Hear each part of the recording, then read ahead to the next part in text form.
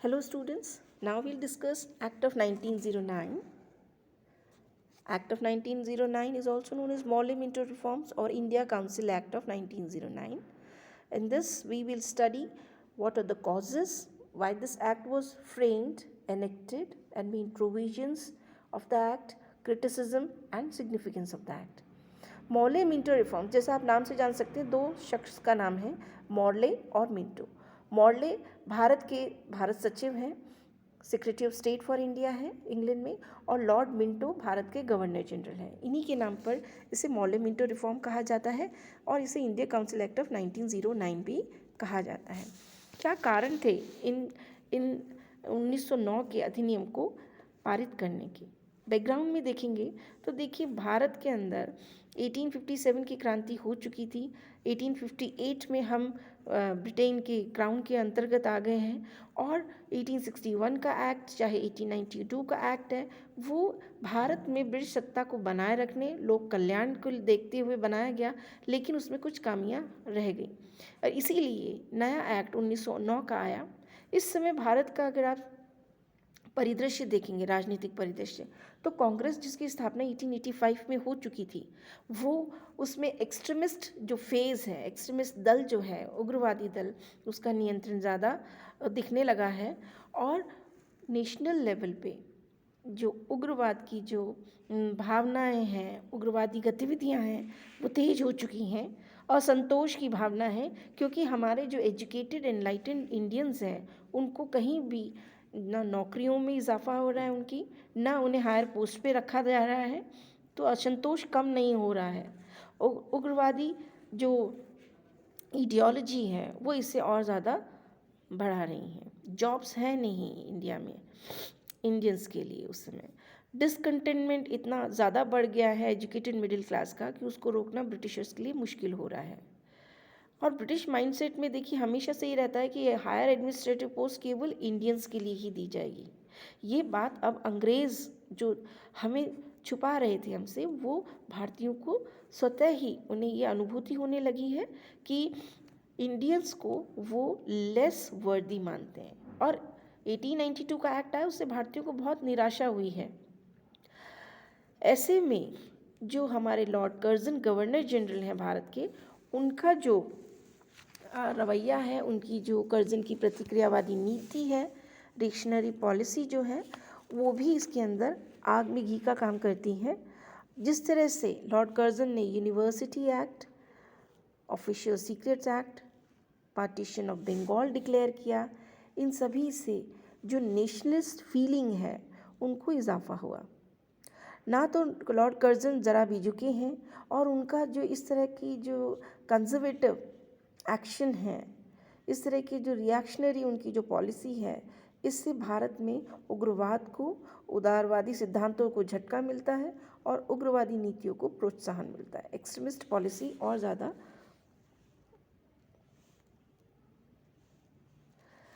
विदेशी घटनाएं जो उस समय हैं वो भी इसके लिए उत्तरदायी हैं कहीं ना कहीं। जो प्रेस का प्रचार है वो भी, जो इंडियन प्रेस है वो बहुत हाईली नेशनलिस्ट फीलिंग को एक्सप्रेस कर रही है। घटनाओं को जो हो रही हैं उसका जिक्र होता है। विदेशों में जो भारतीयों का अपमान हुआ है, दक्षिणी अफ्रीका हो चाहे फिजी, कनाडा, वो सब जो कर लगाया गया, ट्रेन, सड़क, इन पे चलने पे उन पे जो बैन है, उन्हें जो इस तरह से देखा जाता है, वो भी इसके लिए रिस्पॉन्सिबल होते हैं। इंडियंस की जो इकोनॉमी है, इकोनॉमिक स्ट्रक्चर इंडिया का, वो बहुत डगमगा गया है। लैंड रेवेन्यू बहुत बढ़ा दिया गया, इरिगेशन कम कर दिया, इरिगेशन टैक्स भी बढ़ा दिया गया है, जो ट्रेड है यहाँ की इंडस्ट्री उसको ख़त्म कर दिया गया। और इस तरह से जो पूरा का पूरा एनवायरनमेंट है उस समय, और कांग्रेस निरंतर जो अपनी मांगे कर रही हैं, उन मांगों को दरकिनार कर दिया जा रहा है। कम्युनल हार्मनी इम्बैलेंस्ड हो गई है। इन सब चीज़ों को देखते हुए 1909 का अधिनियम लाना अवश्यंभावी हो गया है। और इस समय जो इंग्लैंड में उदारवादी दल है उसकी भी विजय हो गई है। मॉर्ले जो हैं भारत सचिव हैं और लिबरल पार्टी के हैं। और इस तरह से ये नए रिफॉर्म्स भारत में लाए गए। एक्ट 25 मई 1909 को पारित हुआ है। इनके मेन प्रोविजंस को हम देखेंगे। इसमें सबसे पहले एक दो स्तर पे हमें देखना होगा। काउंसिल्स, लेजिस्लेटिव काउंसिल और प्रोविंशियल काउंसिल, दोनों में किस प्रकार के चेंजेस लाए जाते हैं।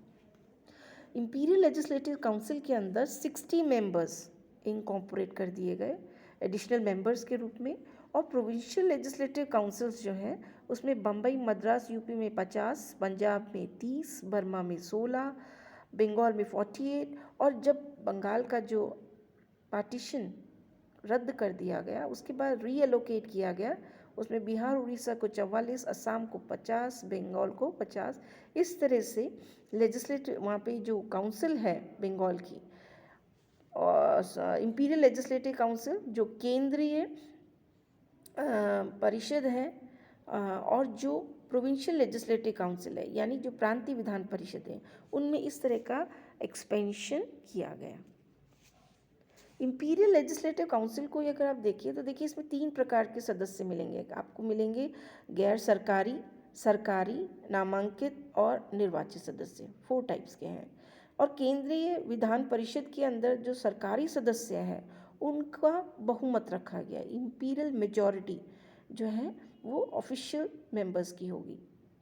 और जो भी रिफॉर्म्स डिस्पैच में होंगे वो भारत सचिव का मानना है कि केंद्रीय जो व्यवस्थापिका कार्यपालिका परिषद हो उनका गठन होना चाहिए, और हमेशा जो कंटिन्यूटी में कॉन्स्टिट्यूशनल अपनी जो रिस्पॉन्सिबिलिटीज़ हैं उनको वो बेयर करें। और सर्वोच्च व्यवस्थापिका सभा में यानी जो सुप्रीम काउंसिल है, सुप्रीम लेजिस्लेटिव काउंसिल है, उसमें 69 मेंबर्स होंगे, 60 एडिशनल मेंबर्स होंगे और 9 एग्जीक्यूटिव मेंबर्स होंगे गवर्नर जनरल की काउंसिल के।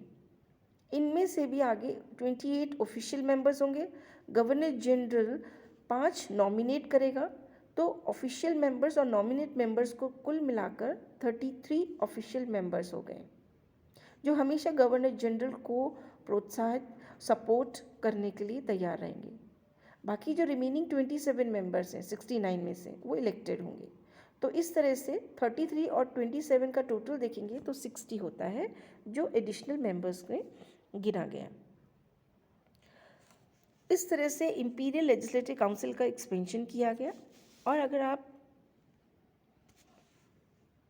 जो इलेक्टेड मेंबर्स को वहाँ देखेंगे तो उनका इलेक्शन किस तरह का था, ये भी एक बहुत बड़ी टेरिटोरियल भारत में देखिए सरकारी प्रवक्ताओं का ये मानना है वहाँ पे जो इंग्लैंड में है कि इंडिया के अंदर टेरिटोरियल रिप्रेजेंटेशन नहीं हो सकता। पूरे वर्ल्ड में टेरिटोरियल रिप्रेजेंटेशन है, लेकिन इंडिया में अगर रिप्रेजेंटेशन करना है तो आप उनको जातियों के नाम पे, धर्म के नाम पे, संप्रदायों के नाम पे, क्लास, कम्युनिटी, रिलीजन के बेसिस पे आप उनको डिवाइड कीजिए, रिप्रेजेंटेशन तभी दीजिए, टेरिटोरियल रिप्रेजेंटेशन नहीं होगा। और इसलिए जो आपके केंद्रीय व्यवस्थापिका सभा है, इंपीरियल लेजिस्लेटिव काउंसिल है, सेंट्रल लेजिस्लेचर भी कह सकते हैं, उसमें 4 तरह के जो निर्वाचित संख्या हैं वो 4 तरह से इलेक्शन होगा। इसमें मुसलमानों के द्वारा भी होगा, ज़मींदारों के द्वारा भी होगा, और बंगाल से, बम्बई से किस तरह से होगा ये सारा हम एक बार देखते हैं। लेकिन उससे पहले सेपरेट इलेक्टोरेट इसका मेन प्रोविज़न था। पहली बार जो सांप्रदायिक या पृथक निर्वाचन पद्धति स्पष्ट रूप से इसमें अपनाई गई। जो सामान्य निर्वाचन है, जनरल और जो टेरिटोरियल रिप्रेजेंटेशन की बात है उसको तो यहाँ एक्सेप्ट नहीं किया गया, लेकिन डिफरेंट क्लासेस, कास्ट और इंटरेस्ट के आधार पर यहाँ पे इलेक्शन सिस्टम इंट्रोड्यूस किया गया भारत के अंदर। और जो मुस्लिम्स हैं, वाणिज्य संघ है, जमींदार हैं, उनके लिए सेपरेट इलेक्टोरेट की व्यवस्था यहाँ पे की गई। मुस्लिम लीग जो है इस समय डिमांड करती है कि भाई हमें, अगर आप भारत में रिप्रेजेंटेशन देना चाह रहे हैं, इलेक्शन देने के लिए हमें कैंडिडेचर के लिए एक्सेप्ट करते हैं, तो हमारा रिप्रेजेंटेशन हमारी न्यूमेरिकल स्ट्रेंथ को देख के नहीं होना चाहिए कि भारत में हमारा क्या रेशो है, क्योंकि 4 हिंदू पे 1 मुसलमान हो सकते हैं, 4:1 रेशो है। और जब हमें रिप्रेजेंटेशन दे रहे हैं तो आप हमारा ग्लोरीफाइंग पास देखिए, किस तरह से हमने भारत में रूल किया है, हमने क्या कल्चर, आर्किटेक्चर, पॉलिटी में क्या कंट्रीब्यूट किया है, इन सब को देखते हुए आप हमें रिप्रेजेंटेशन दीजिए। इस तरह की बात जब मुस्लिम लीग ने की है तो उसको स्वीकार किया जाता है, और कहीं ना कहीं जो पूरा का पूरा फेवर है वो मुस्लिम कम्युनिटी को दिया जाता है। और इसके लिए बाकायदा एक कमेटी भी बनाई गई थी जिसमें अरुण डेल हैं, डेंजिल एलिजाबेथ हैं, हेनरी रिचर्ड हैं, एडवर्ड नॉर्मन बेकर हैं। इन सब ने मिलके इसको स्टडी भी किया। गवर्नर जनरल लॉर्ड मिंटो जो हैं उस समय ये जो डिमांड्स जो हैं वो एक्सेप्ट कर लेते हैं, लेकिन ये जो डिमांड्स हैं वो फेवर में नहीं की गई थी और इसलिए सेक्रेटरी ऑफ स्टेट जो मॉर्ले हैं वो इसको नहीं एक्सेप्ट करते हैं। इंपीरियल लेजिस्लेटिव काउंसिल में ऑफिशियल मेजॉरिटी दी जाती है और प्रोविंशियल लेजिस्लेटिव काउंसिल में नॉन ऑफिशियल मेजॉरिटी यानी जो गैर सरकारी सदस्य हैं उनका वर्चस्व रखा जाता है। पहली बार इस तरह से कॉन्स्टिट्यूशनल रिकॉग्निशन दिया गया दोनों काउंसिल्स को, इंपीरियल लेजिस्लेटिव काउंसिल और provincial legislative council. 4 categories governor general के लेजिस्लेटिव काउंसिल में हमने देख ही ली हैं, ex officio members, nominated official और nominated non official, elected members. ये डिस्ट्रीब्यूशन इस तरह से था कि 6 लैंड होल्डर सीट्स होंगी जिसमें एक बंगाल से, एक मद्रास से, एक बम्बई से, एक बिहार उड़ीसा से, एक यूपी से, एक सीपी से। मुस्लिम सीट्स का बंटवारा भी 6 पे किया गया, 2 बंगाल से होंगे, एक मद्रास से, एक बम्बई से, एक बिहार उड़ीसा और एक सीपी से। 2 स्पेशल इंटरेस्ट की सीट रखी गई और इन दोनों स्पेशल इंटरेस्ट की सीट्स पर एक seat Bengal chamber of commerce की थी और एक seat Bombay chamber of commerce की, और इस तरह से ये डिवीज़न किया गया। देखिए, विधान परिषदों की जो शक्ति है उसमें एम्पावरमेंट किया गया। उन्हें प्रश्न पूछने का जो अधिकार है, पूरक प्रश्न, कॉम्प्लीमेंट्री क्वेश्चन, वो पूछने का अधिकार पहले नहीं था, वो दिया गया। इस अधिनियम के द्वारा अगर मान लीजिए आप सेटिस्फाइड नहीं हैं जो ओरिजिनल क्वेश्चन है तो you can ask for supplementary question, और दूसरे सदस्य जो हैं वो पब्लिक इंटरेस्ट के लिए प्रस्ताव प्रस्तुत भी कर सकते हैं, उस पर वोटिंग भी हो सकती है और इसके लिए उन्हें 15 डेज़ में उनको सूचना देनी ज़रूरी है। और जब भी डिबेट होगा, कोई अमेंडमेंट लाया जाएगा, उसके लिए भी प्रोसीजर अपनाया जाएगा। और परिषद के प्रस्ताव को अगर स्वीकृत करना है तो उसको पहले सरकार गवर्नर जनरल के पास जाएगा, गवर्नर जनरल पे डिपेंड करता है, वो और उसकी काउंसिल डिसाइड करेगी कि वो उसे स्वीकार करे या ना करे। और फिर उसके बाद में भी देखिए जो वित्तीय मामले हैं, जितने भी फाइनेंस पावर्स हैं, फाइनेंस मैटर्स के अंदर जो परिषद हैं गवर्नर जनरल की, उनको एम्पावर किया गया था।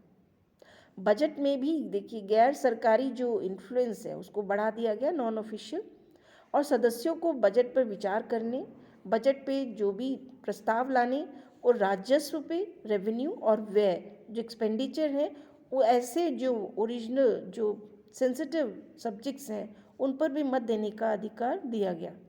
लेकिन जो एक्सपेंडिचर के जो कुछ मद ऐसे थे जिन पर मतदान नहीं किया जा सकता था और उनको डिसाइड केवल गवर्नमेंट ही करेगी।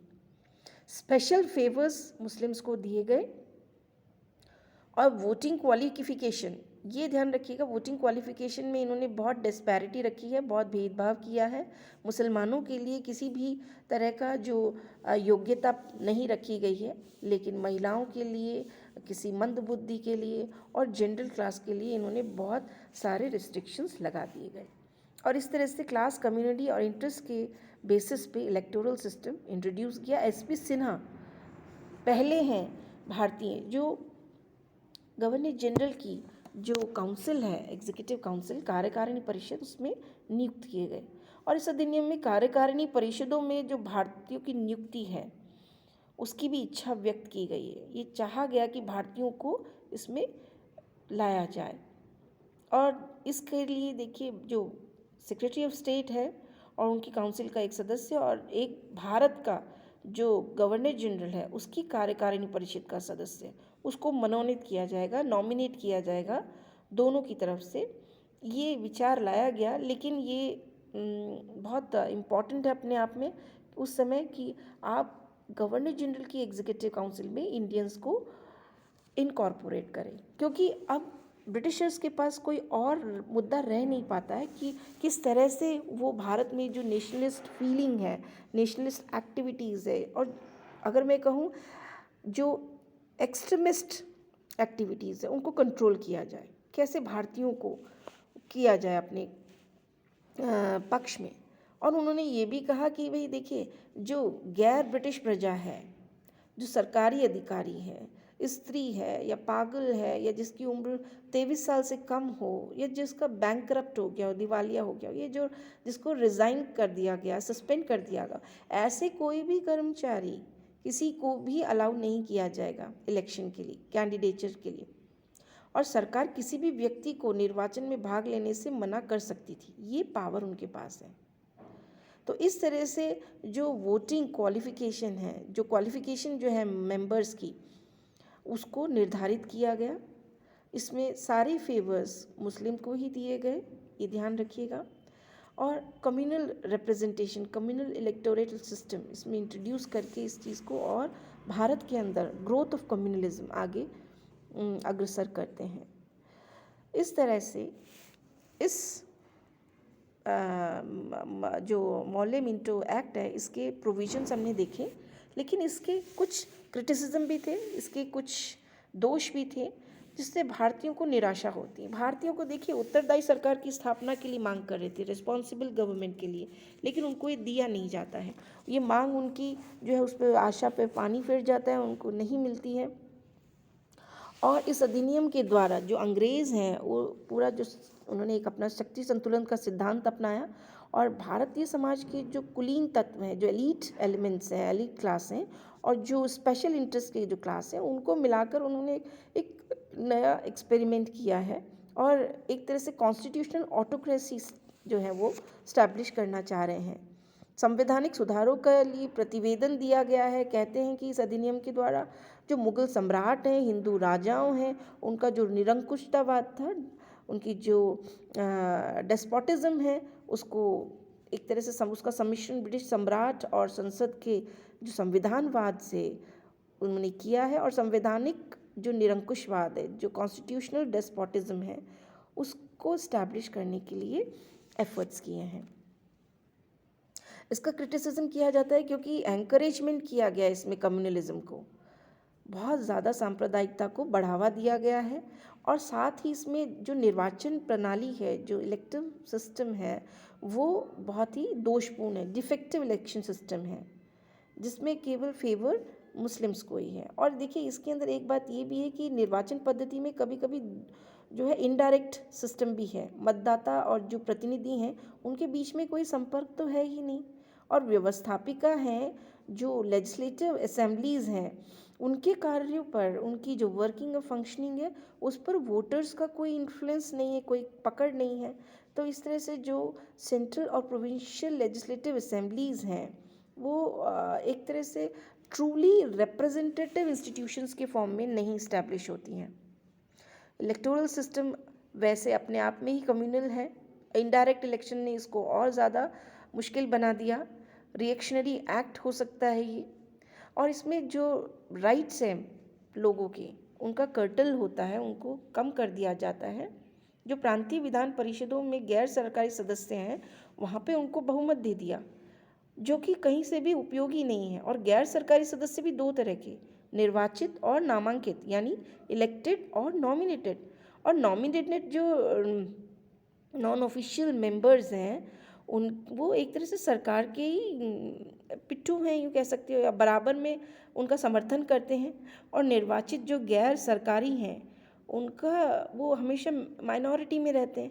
तो इस तरह से जो गैर सरकारी सदस्य, चाहे वो नॉमिनेटेड हो चाहे इलेक्टेड हों, वो कहीं ना कहीं बैठकों में उनकी उपस्थिति कम मिलेगी आपको, वो दिलचस्पी कम लेंगे जितनी भी जो प्रोसीडिंग्स होंगी प्रोविंशियल लेजिस्लेचर्स की।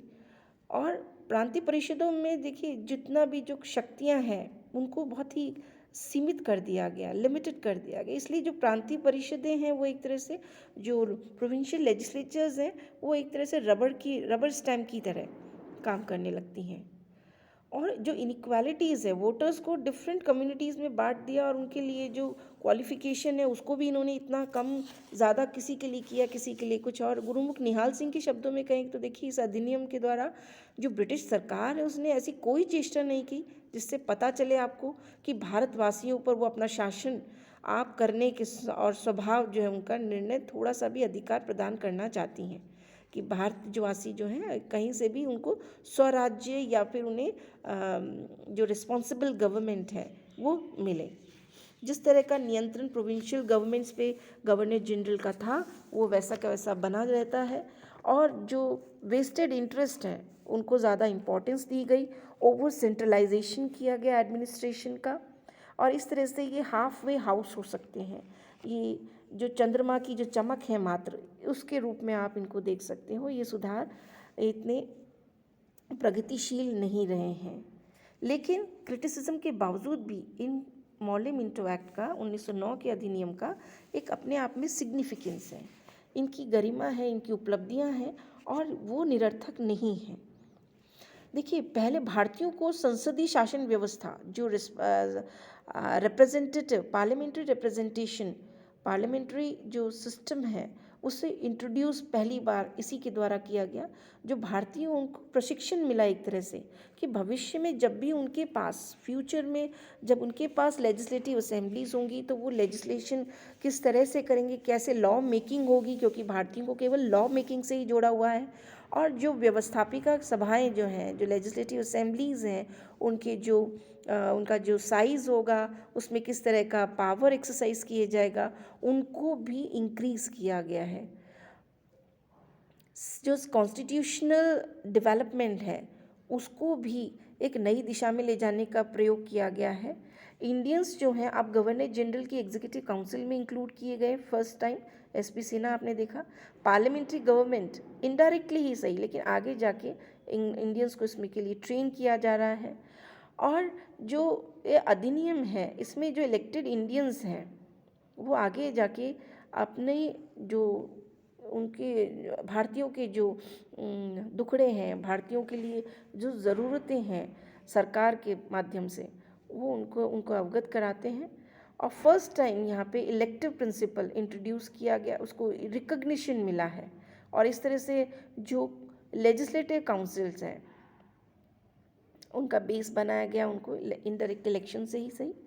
तो इस तरह से जो 1909 का अधिनियम है वो निश्चित रूप से एक प्रगति है, वो प्रोग्रेसिव है। और जितनी भी उसके जो अर्ली जो एक्ट्स आए, जो पूर्ववर्ती अधिनियम है, उनका कंपैरिजन में अगर हम देखेंगे तो ये बहुत ही प्रोग्रेसिव है। इनडायरेक्ट इलेक्शन सिस्टम जो है पहली बार सिद्धांत की जो औपचारिकता है इसकी वो इसको प्रदान की गई है। इसमें जो प्रांतीय विधानसभा है, प्रोविंशियल लेजिस्लेटिव असेंबलीज, उसमें जो नॉन ऑफिशियल मेंबर्स हैं उनकी मेजॉरिटी रखी गई है।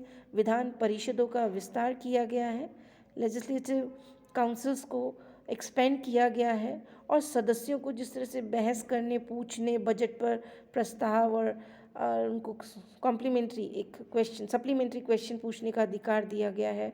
कार्यकारिणी में भारतीयों को आने दिया गया है। इस तरह से देखा जाए तो ये एक्ट अपने आप में हिस्टोरिकल सिग्निफिकेंस लिए हुए हैं। Thank you.